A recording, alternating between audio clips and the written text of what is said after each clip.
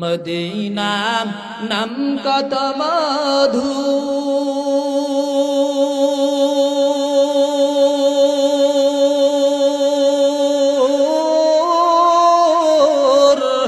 Medina আর যে কত দূর, মদিনা নাম কত মধু,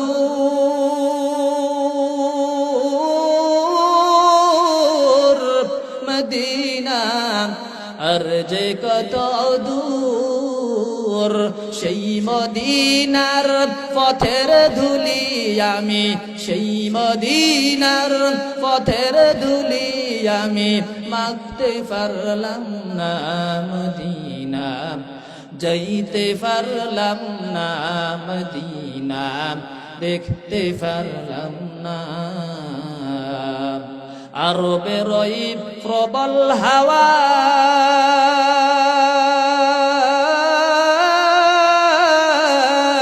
পশ্চিমেতে করেছে ধাওয়া, আরবের ওই প্রবল হাওয়া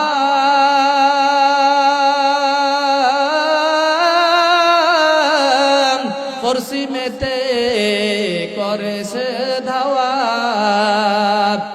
এই গরিবের দুঃখী সালাম, বলেন এই গরিবের দুঃখী সালাম পৌঁছে দিও মদিনায়, মদিনা যাইতে পারলাম না মদিনা, দেখতে পারলাম না।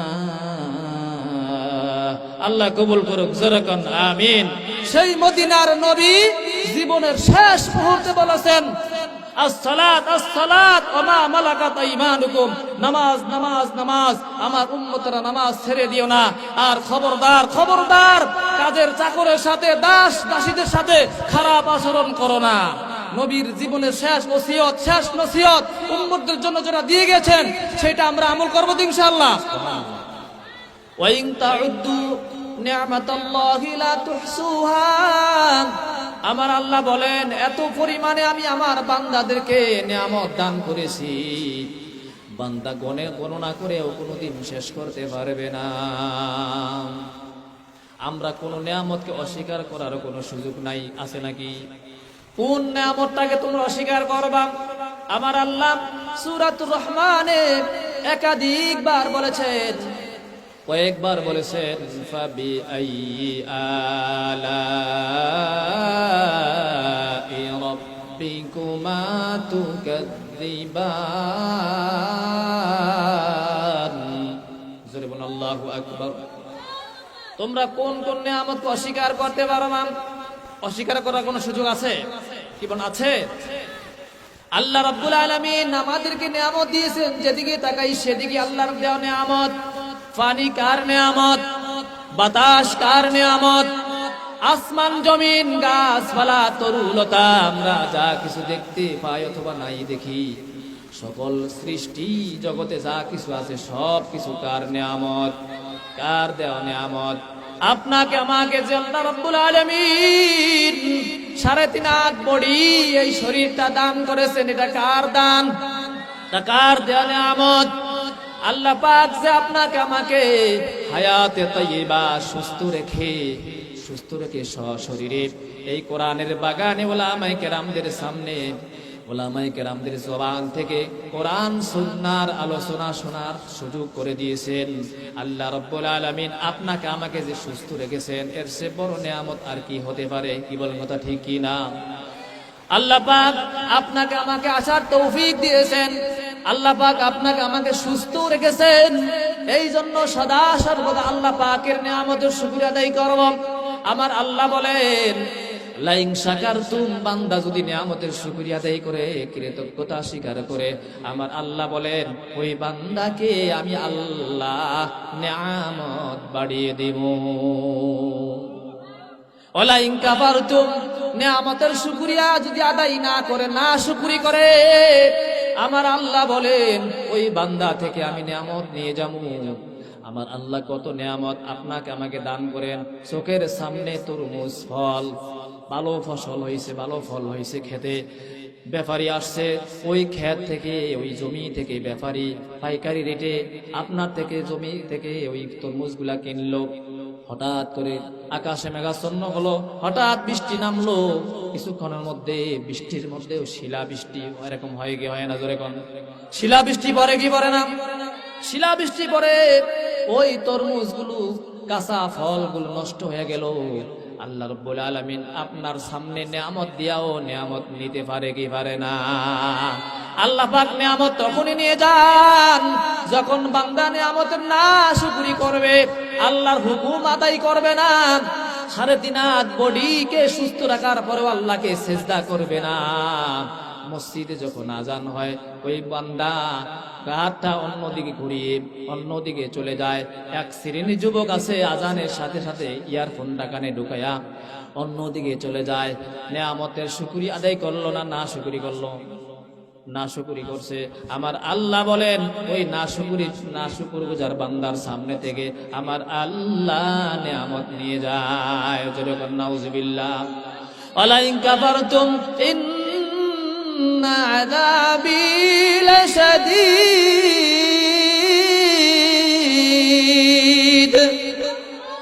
আমার আল্লাহ বলেন নিয়ামতের নাশুকরি করলে আমার আল্লাহ তাকে কঠিন আযাবে গ্রেফতার করবেন, এমন আযাব দিবেন। আল্লাহ যখন ধরবেন আল্লাহ তখন আর ছাড়বেন না। ইন্না বাতাশা রাব্বিকা লাশাদীদ। কার কথা? জোরে বলেন কার কথা? আমার আল্লাহ বলেন আমার ধরা বড় শক্ত ধরা, আমি যখন ধরি না ধরলে কিন্তু আর ছাড়ব না। আপনারা ঘুরিছেন ঘুরি, ওই আমরা দেখছি ছোটবেলায় যখন ওই নাটাইয়ের সাথে সুতা ফেসিয়ে ঘুড়িকে আটকে রাখতাম। আবার যখন মনে চাইতো ঘুড়ির নাটাইটা ঘুরাইতে থাকতাম আর ঘুড়িটা উপর দিকে আসমানের দিকে উঠতে থাকতো কি থাকতো না? ঘুড়ি তো স্বাধীনভাবে যাইতেছে হেলতেছে আর দুলতেছে। ঘুড়ি মনে করছে এই দুনিয়াটাই আমার, আমি যা ইচ্ছা তাই করতে পারবো, ঠিক কিনা? কিন্তু ঘুড়ি তো এটা বোঝে না, সময়কালে যখন বেলাটা শেষ হয়ে যাবে ঘুড়ির মালিক যখন নাটাইটা ঘুরাইতে থাকবে অটোমেটিক ওই ঘুড়ির মালিকের হাতের মধ্যে আইসা সিলিন্ডার করবে, ঠিক কিনা? তাহলে আমাদের আল্লাহ ছাড়া, আল্লাহ যখন ধরবে আল্লাহ কিন্তু ছাড়বে না। ঘুড়ির মালিক যেমন সময় শেষ হয়ে গেছে, আল্লাহ ঘুড়ির মালিক যখন নাটাইটা ঘুরাইতেছিল ঘুড়ি যতই পাগলামি করছে না কেন, ঘুড়ি সময়কালে মালিকের হাতের নাগালের ভিতরে চলে আসছে, ঠিক কিনা? জোরে গান। আউযু বিল্লাহি মিনাশ শাইতানির রাজীম। বিসমিল্লাহির রাহমানির রাহিম। ইন্নামা ইয়া'মুরু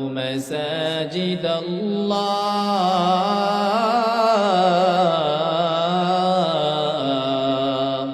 আল্লাহু আকবার। ইন্নামা ইয়া'মুরু মাসাজিদাল্লাহ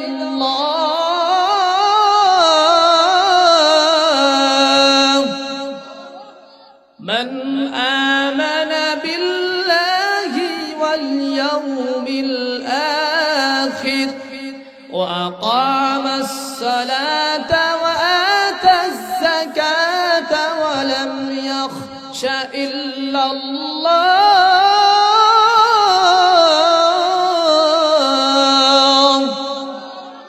ফাআসা উলাইকা আন ইয়াকুনু মিনাল মুহতাদিন। আমার আল্লাহ বলেন ইন্নামা ইয়া'মুরু মাসাজিদাল্লাহ, নিঃসন্দেহ তাদেরকে আমি আল্লাহ ঈমানদার বলে সাক্ষী দিলাম, আমার নবীও তাদেরকে ঈমানদার বলে সাক্ষ্য দেয়। আমার আল্লাহ বলেন এই ঈমানদাররা তোমরাও তাদেরকে ঈমানদার বলে সাক্ষ্য দাও যারা মসজিদ আবাদ করে। জোরে কোন সুবহানাল্লাহ। মসজিদ আবাদ যারা করে তাদেরকে ঈমানদার বলে সাক্ষ্য দাও। কে বলেছেন? আল্লাহ বলেছেন। কে বলেছেন? আল্লাহ বলেছেন।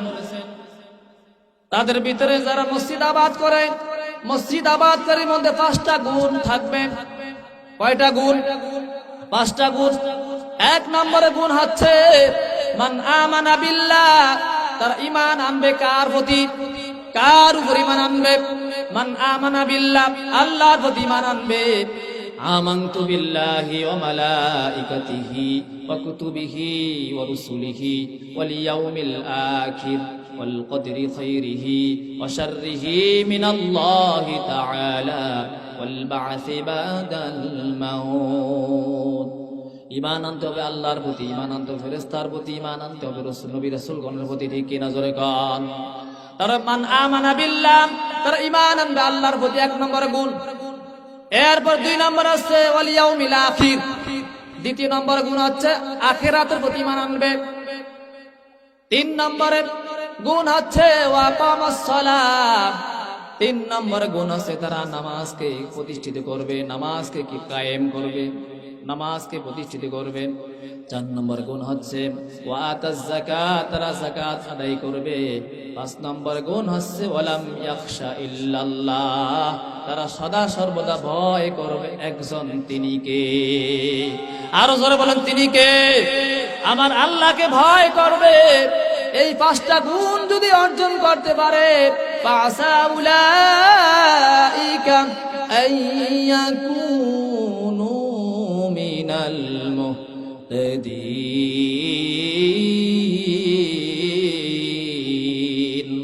যেমন আল্লাহু আকবার, আরো জোরে বলেন আল্লাহু আকবার। এই 5টা গুণ যে অর্জন করতে পারে তারা হেদায়েত প্রাপ্ত হয়ে যাবে, তারা সফল কাম হয়ে যাবে। দুনিয়া তো সফল কাম, পরকালেও তারা সফলতা অর্জন করে আমার আল্লাহ তাদেরকে জান্নাত দিয়ে দিবেন। সুবহানাল্লাহ।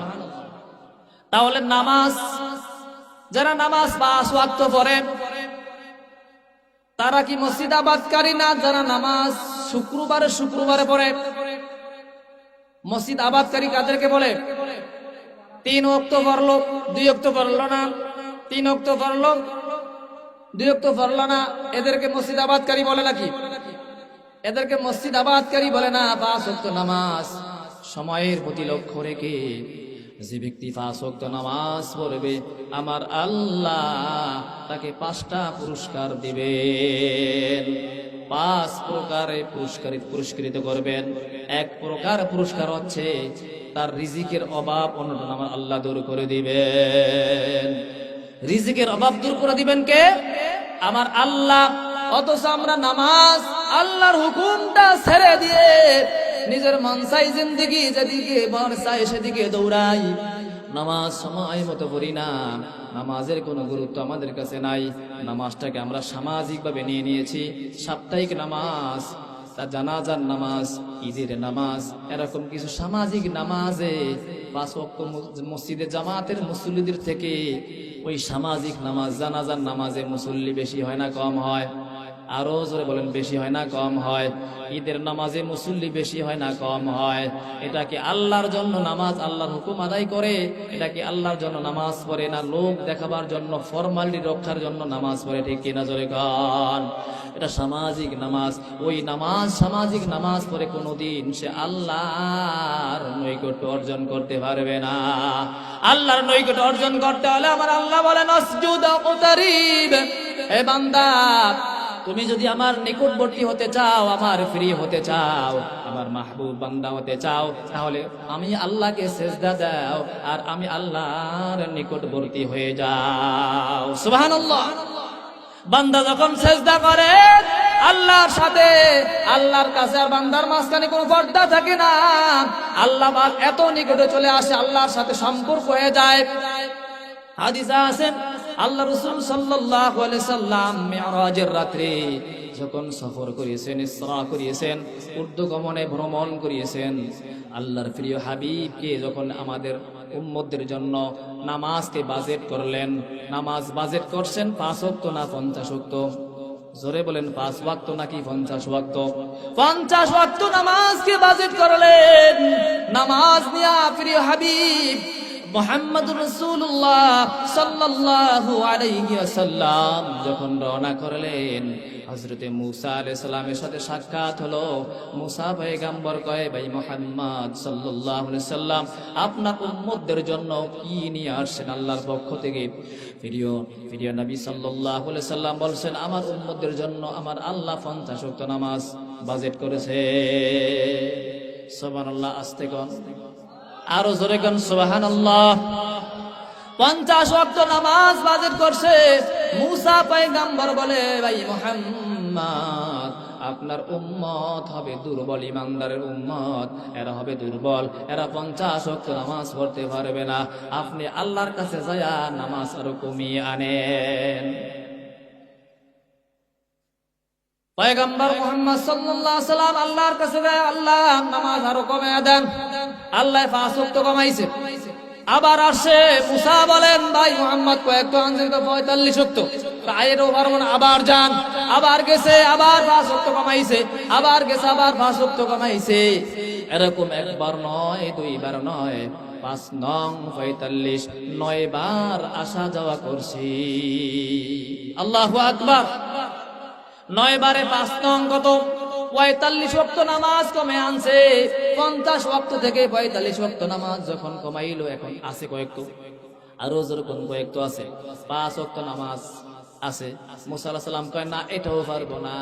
আমার প্রিয় নবী মুহাম্মদ সাল্লাল্লাহু আলাইহি সাল্লাম বলছেন যে আমার পক্ষে আর সম্ভব না, আমি কিভাবে যে আল্লাহকে বলি, আল্লাহ নামাজ আরো কমান। আমার আল্লাহ তার প্রিয় নবীর মনের ভাব বুঝতে পারলেন। আমার আল্লাহ বলেন, হাবিব রে, আপনার উম্মতদেরকে বলেন, আর নামাজ আমি আর কমাবো না, 5 ওয়াক্তই দিব। আপনার উম্মতকে যায় বলবেন, 5 ওয়াক্ত নামাজ এই বান্দা সময়ের প্রতি লক্ষ্য রেখে গুরুত্ব সহকারে খুশুর সহিত 5 ওয়াক্ত নামাজ জামাতের সাথে আদায় করবে। আমি আল্লাহ আপনার উম্মতদের আমল নামায় 50 ওয়াক্ত নামাজের সওয়াব লিখে দিব। সুবহানাল্লাহ। কয়েকটা নামাজ 50 ওয়াক্ত সওয়াব পাবেন। 5 ওয়াক্ত নামাজ পড়লে 50 ওয়াক্ত নামাজের সওয়াব পাবো। কিন্তু এরপরেও, এত সুযোগ সুবিধা থাকার পরেও আমরা মুসলমানেরা, নবীর উম্মত দাবিদাররা 5 ওয়াক্ত নামাজ আমরা পড়ি না। বান্দার মধ্যে আর হিন্দুদের মধ্যে, মুসলমানদের মধ্যে আর অমুসলমানের মধ্যে পার্থক্য কি? তারকুস সালাত, যারা নামাজ তরক করে, নামাজ পড়ে না, তারা কাফের। আর যারা নামাজ পড়ে তারা মুসলমান। মুসলমান নামাজ পড়ে আর অমুসলমান নামাজ পড়ে না। আমার আল্লাহ বলেন, ফাইন তাবু ওয়া আকামুস সালাতা ওয়া আতুজ যাকাত ফাইখওয়ানুকুম ফিদ্দীন। আমার আল্লাহ বলেন, একটু আগে একটা মুসলিম যদি মুসলমান হয়, তওবা করে কালিমা পড়ে মুসলমান হয়, তার উপরে ফজরের টাইমে যদি সে মুসলমান হয়, তার উপরে সর্বপ্রথম ফরজ কি? ফজর নামাজ জামাতে পড়া, ঠিক কিনা জোরে কোন? জোহরের সময় যদি মুসলমান হয়, তার উপরে সর্বপ্রথম ফরজ দায়িত্ব হচ্ছে জোহরের নামাজ জামাতের সাথে আদায় করা। আসর নামাজের সময় যদি এই অমুসলিম, এই খ্রিস্টান, হিন্দু যদি আসরের সময় ঈমান আনে, মুসলমান হয়, তার উপরে সর্বপ্রথম ফরজ দায়িত্ব হচ্ছে সে আসরের নামাজটা জামাতের সাথে আদায় করবে। মাগরিবের নামাজের সময় যদি ঈমান আনে, তার উপরে সর্বপ্রথম ফরজ দায়িত্ব হচ্ছে মাগরিবে 3 রাকাত ফরজ নামাজ জামাতের সাথে আদায় করবে।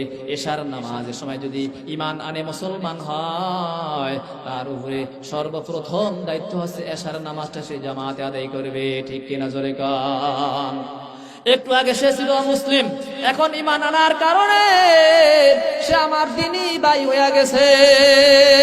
তাহলে বোঝা গেল অমুসলমান আর মুসলমানের মধ্যে পার্থক্য কি? নামাজ। জোরে কোন পার্থক্য কি? নামাজ। একটা বান্দা, একটা নাবালেগ বাচ্চা যখন 7 বছর হয়, তার উপরে নামাজ ফরজ হয়। 10 বছর হয়ে গেলে তাই ওই বাচ্চা যদি নামাজ না পড়ে, তাকে নামাজ না পড়ার কারণে শাসনের লাঠিটা ঘরে লটকে রাখার আদেশ দিয়েছেন কি? শরীয়ত প্রণেতা বিশ্বনবী মুহাম্মদুর রাসূলুল্লাহ সাল্লাল্লাহু আলাইহি সাল্লাম আদেশ করেছেন যখন নামাজ পড়বে না, নামাজ না পড়ার কারণে তাকে শাস্তি দাও, শাসন করো, শাসনের লাঠি করে লটকায় রাখো। আজকে আমাদের ঘরে কিন্তু শাসনের লাঠি নাই, আছে শাসনের লাঠি নাই। তাহলে নামাজ 5 ওয়াক্ত বাধ্যতামূলক পড়তে হবে। এই হুকুমটা কার?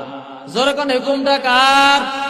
আল্লাহ রাসূল সাল্লাল্লাহু আলাইহি সাল্লাম বলেন, মুসলমান, আমরা যে মুসলমান, আমাদের ধর্মের খুঁটি কয়টা?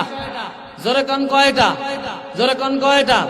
বুনিয়াল ইসলাম খামসিন, আমাদের ইসলাম ধর্মের খুঁটি হচ্ছে 5টা।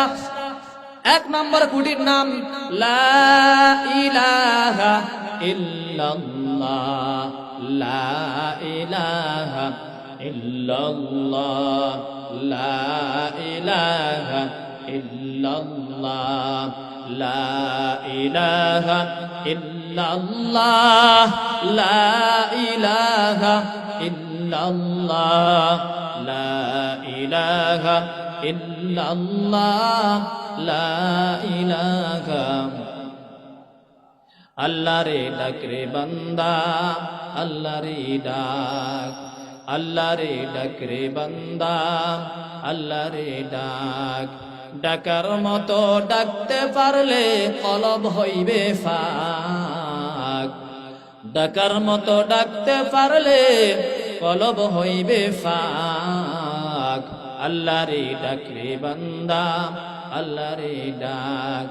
যখন তোমার কেউ ছিল না তখন ছিলেন যিনি। আওয়াজ দিয়ে বলেন তো তিনি কে? আরো জোরে বলেন তিনি কে? যখন তোমার কেউ ছিল না তখন ছিলেন যিনি।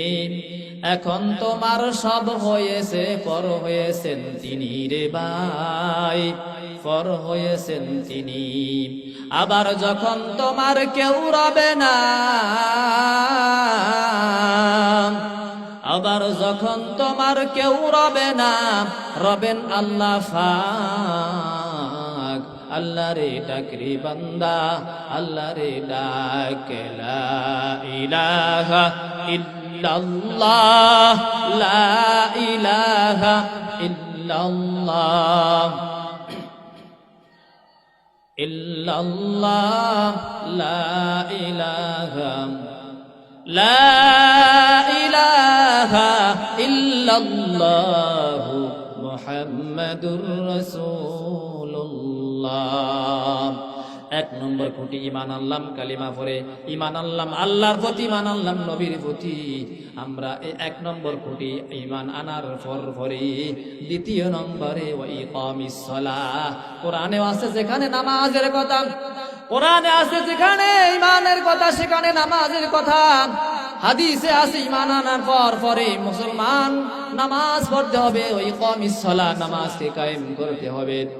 রমজান মাস এলে অনেক সন্তান দেখা যায় 18-20 বছর বয়স, 18-20 বছর বয়সের ছেলে, নাবালক সাবালক ছেলে, বিবাহিত উপযুক্ত ছেলে, সেহরির সময় বাবা ডাকে, সন্তান আব্দুর রহিম, বাবা ওঠো সেহরি খাও, রমজানের রোজা রাখো, রমজান আমাদের সামনে আসতেছে, ঠিক কিনা জোরে গান। আল্লাহুম্মা বারিক লানা ফি রজব ওয়া শাবান ওয়া বাল্লিগনা রমাদান, জোরে কোন আমিন। রমজান অতি নিকটে আসতেছে, ঠিক না? রমজান মাসের রোজা আমার আল্লাহ ফরজ করেছেন। 1 নম্বরে নামাজ, ওই ইকামিস সালাহ, ওই ইতাইজ যাকাত 2 নম্বরে, 3 নম্বরে হাদিসের সিরিয়ালে 3 নম্বরে যাকাত, এরপর 4 নম্বর আছে অল হজ, 4 নম্বর হজ, 5 নম্বরে রমজান মাসের রোজা। এই 5টা খুঁটি, এটা কি নফল না ওয়াজিব না ফরজ? আরো জোরে বলেন, নফল না ওয়াজিব না ফরজ? আজকে দেখা যায় আমরা এই ফরজকে আমরা যদি অস্বীকার করি না, কিন্তু ফরজ আমরা পালন করি না, আদায় করি না। তাহলে এই নামাজ, 5 ওয়াক্ত নামাজ পড়া, নিজে নামাজ পড়া, অন্যকে নামাজের জন্য দাওয়াত দেওয়া, এটাকে বলে নামাজ কায়েম। নিজে নামাজ পড়ি, সন্তানকে নামাজের জন্য দাঁড় করিতে হবে, নামাজের জন্য মসজিদে এনে উযু করাইয়া দাঁড় করিয়া দিতে হবে, লোক সবাই নামাজ পড়বে। এটাকে বলে কোরআনের ভাষায়, শরীয়তের ভাষায় কায়েম বা প্রতিষ্ঠিত, ঠিক কিনা জোরে কান। আমার আল্লাহ সূরাতুত তাহরিম বলছেন, ইয়া আইয়ুহাল্লাযীনা আমানু কু আনফুসাকুম ওয়া আহলিকুম নারা, হে ঈমানদারেরা তোমরা আগে নিজে জাহান্নামের আগুন থেকে বাঁচো, এরপর তোমার আহাল পরিবারকে জাহান্নামের আগুন থেকে বাঁচাও। নিজে 5 ওয়াক্ত নামাজ পড়ি, অনেক এমন ফ্যামিলিতে এমন কিছু নামাজি মুসল্লি আছে অথচ 5 ওয়াক্ত নামাজ মসজিদে জামাতের সাথে আদায় করে তার ছেলে নামাজ পড়ে না, এরকম মুসল্লি সমাজে আছে না নাই? অথচ আমার আল্লাহ কইছে তুমি নিজে জাহান্নামের আগুন থেকে বাঁচাও, এরপরে তোমার পরিবার বর্গকে জাহান্নামের আগুন থেকে বাঁচাও। অথচ নিজে নামাজ পড়ি, দুনিয়ার আগুনে যদি আমার একটা সন্তান দুনিয়ার আগুনে পড়ে যায়, আমরা দৌড়িয়ে যাই ওই সন্তানটাকে সেখান থেকে বাঁচাবার জন্য, উদ্ধার করার জন্য। এই দুনিয়ার আগুনটা স্বাভাবিক আগুন, এই আগুনে যদি পড়ে যায়, পানিতে পড়ে যায়, আমরা তাকে সেখান থেকে উদ্ধার করার জন্য, বাঁচাবার জন্য কত আপ্রাণ চেষ্টা করি, কত চেষ্টা কোশিশ করি, কিন্তু আখিরাতের জাহান্নামের আগুন কত ভয়াবহ হবে, কত তীব্র গতির হবে। নিজে জাহান্নামের আগুন থেকে বাঁচলাম, বাঁচার চেষ্টা করতেছি, আর সন্তান সন্ততি স্ত্রী পরিবার এদেরকে জাহান্নামের আগুন থেকে বাঁচাবার চেষ্টা আমরা করি না, তাহলে আমরা এই নামাজ পড়েও আমরা জান্নাতে যেতে পারবো না। নাউজুবিল্লাহ। নামাজ পড়বো আমরা 5 ওয়াক্ত, এবং সন্তানকেও নামাজের জন্য বাধ্যতামূলক আদেশ করতে হবে। ইয়া বুনাইয়া কিমিস সালাত। হযরত লোকমান হাকিম তার সন্তানকে বলছে, কলিজার টুকরা সন্তান, তুমি আব্বু উঠো, নামাজ পড়ো, নামাজকে কায়েম করো, নামাজকে প্রতিষ্ঠিত করো। নামাজ কায়েম কাকে বলে আমরা বুঝবো একটা মিসাল দিলে। নামাজ কায়েম হচ্ছে 7-8 বছরের একটা নাবালক ছেলে অথবা নাবালিগা মেয়েকে যদি আমরা বলি, মা বাবা তুমি আজকে থেকে লুঙ্গি পায়জামা কাপড় পরে হাঁটতে পারবা না, আজকে থেকে তুমি উলঙ্গ বা ল্যাংটা হয়ে হাঁটবা, ওই বাচ্চা কি রাজি হবে? রাজি হবে না। কেন? লুঙ্গি পরা, পায়জামা পরা, প্যান্ট পরা, এগুলো সমাজে কায়েম আছে, প্রতিষ্ঠিত আছে বলেই ওই বাচ্চা রাজি হবে না। অনুরূপ ভাবে সমাজের মধ্যে যদি 5 ওয়াক্ত নামাজ কায়েম থাকতো, আমি নামাজ পড়ি, আমার সন্তান নামাজ পড়ে, বাবা নামাজ পড়ে, মা নামাজ পড়ে, ভাই নামাজ পড়ে, চাচা নামাজ পড়ে, চাচি নামাজ পড়ে, ভাবি নামাজ পড়ে, ভাইয়া নামাজ পড়ে, সবাই নামাজ পড়ে, বাধ্যতামূলক যখন মসজিদের মুয়াজ্জিন সাহেব মসজিদের মিনার থেকে আজানের ধ্বনি দেয়, হাইয়া আলাস সালাহ, হাইয়া আলাস সালাহ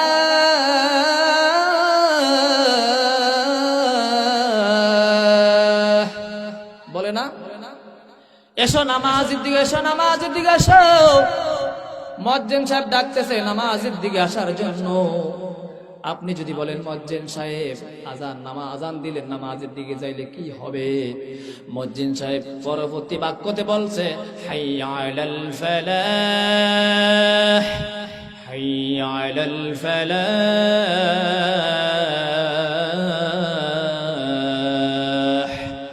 বলে না মুয়াজ্জিন। নামাজের দিকে আসলে পরে তোমার কপালটা খুলে যাবে, তোমার ভাগ্যটা খুলে যাবে, তোমার কামাইয়ের রোজগার মধ্যে বরকত হবে, তোমার সংসারে শান্তি আসবে, তোমার সমাজে শান্তি আসবে, তোমার দেশে শান্তি আসবে, তোমার দেশে শান্তি আসবে, রহমতে ভরপুর হয়ে যাবে। যেরকম সুবহানাল্লাহ। তাহলে আমি নিজে নামাজ পড়ো, সন্তানকে নামাজ 5 ওয়াক্ত পড়াইবো। সমাজ যদি নামাজ কায়েম থাকতো, আজানের সময় জুয়াখোরেরা জুয়ার আড্ডায় বসে জুয়া খেলতো না, ঠিক কিনা জোরে গান? নামাজ যদি সমাজে কায়েম থাকতো, প্রতিষ্ঠিত থাকতো, আজানের পরেও বহু ব্যবসায়ী বাজারে ব্যবসা করতো না, ঠিক কিনা? ব্যবসা বাণিজ্য ক্রয় বিক্রয় সব কিছু বন্ধ হয়ে যাবে যখন মসজিদের মিনার থেকে মুয়াজ্জিন সাহেবের আজানের ধ্বনি কানে আসবে। আর এটা তখনই সম্ভব যখনই আল্লাহর জমিনে আল্লাহর দ্বীন প্রতিষ্ঠিত হয়ে যাবে, ঠিক কিনা জোরে কর?